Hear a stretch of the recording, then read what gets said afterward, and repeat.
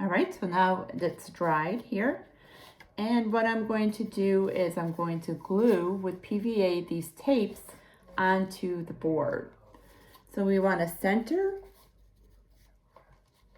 our text block onto the spine like this.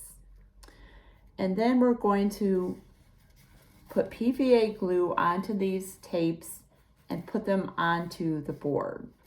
Alrighty? So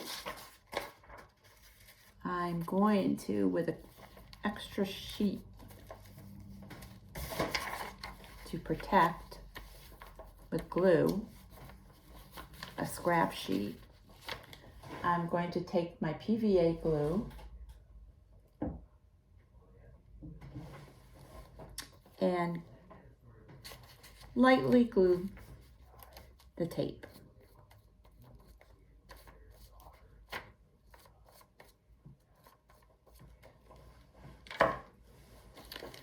Then I'm going to hold my text block and I'm going to put it up so it's on the spine. Make sure it's on the spine.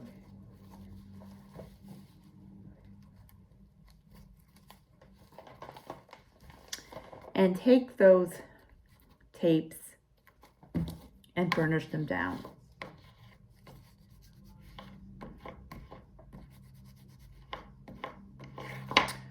Now I'm going to put paste on the hinge and I'm going to bring the hinge down like this.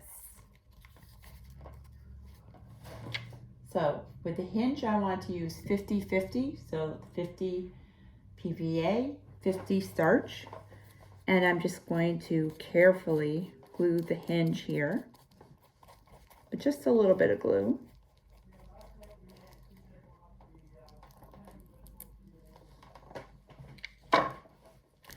Bring that down and burnish the hinge.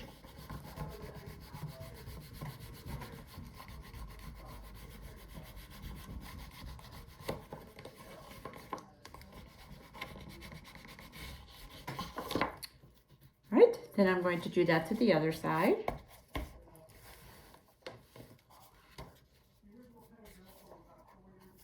So I'm going to put paste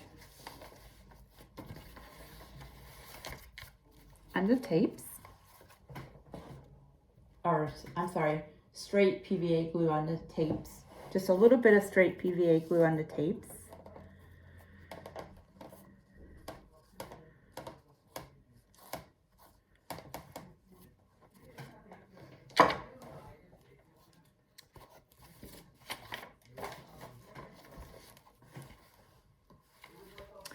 Put the tape down onto the board, burnish that in, and now with 50-50 I'm going to take the hinge and glue it down.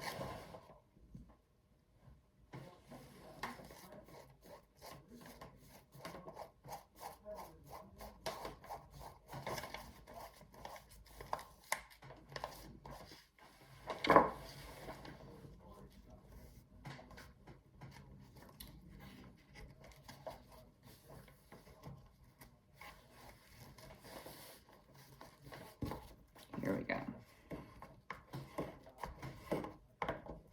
Really burnish that down. Leave the scrap piece of paper here to protect your book. And the last thing we're going to do now is we're going to take starch paste and we're going to use straight starch paste and glue this whole area with starch paste and then press it down, okay? So that didn't stick very well, so I'm going to stick that again.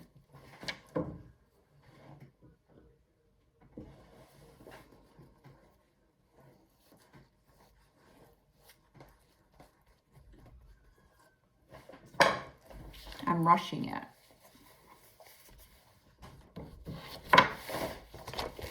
I'm going to burnish that in.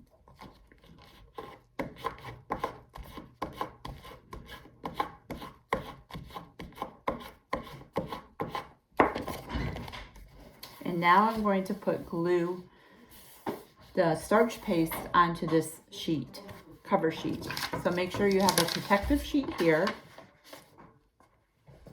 Use straight starch paste and you go from the center out.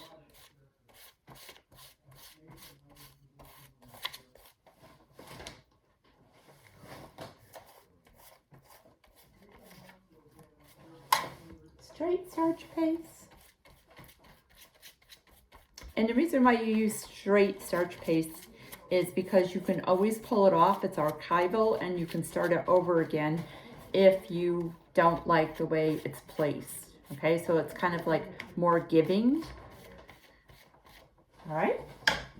So now what we're going to do is we're going to carefully fold the cover over on top of that paste like this and burnish it with our hand.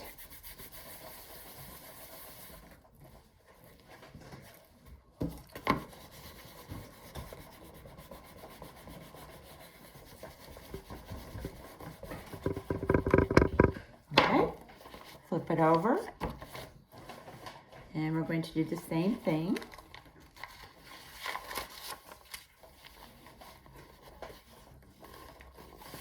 I'm going to put starch paste on this. So again, my hinge, it didn't really dry. I should give it more time to dry, the hinge onto the book board before I do this. But I'm going to go ahead and put the starch paste on here.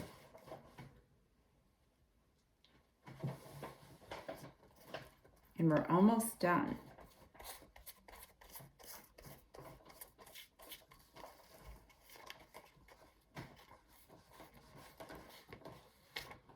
So my paste is starting to dry up and it's getting pretty globby.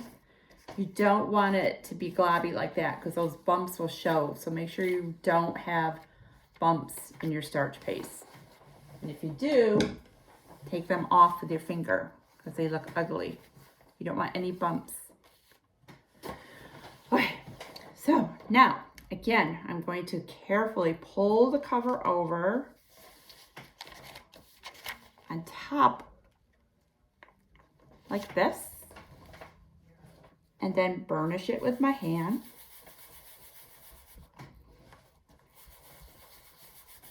And burnish it with my bone folder.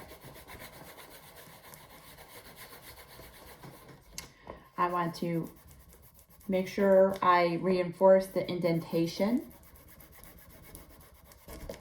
I'm going to pull off this sheet. Pull off the scrap sheet. And here's the book.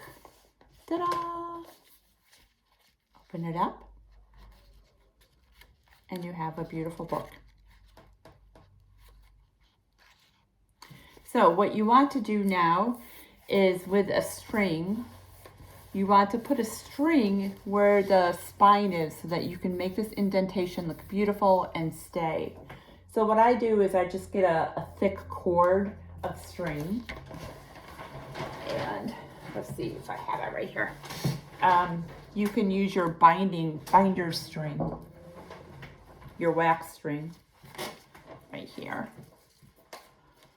and double it.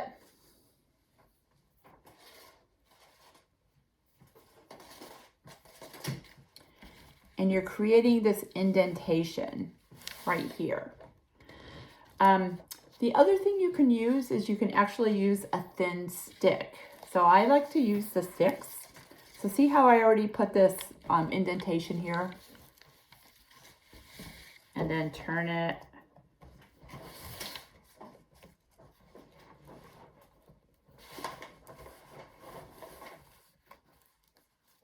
I'm just going to put a double knot here.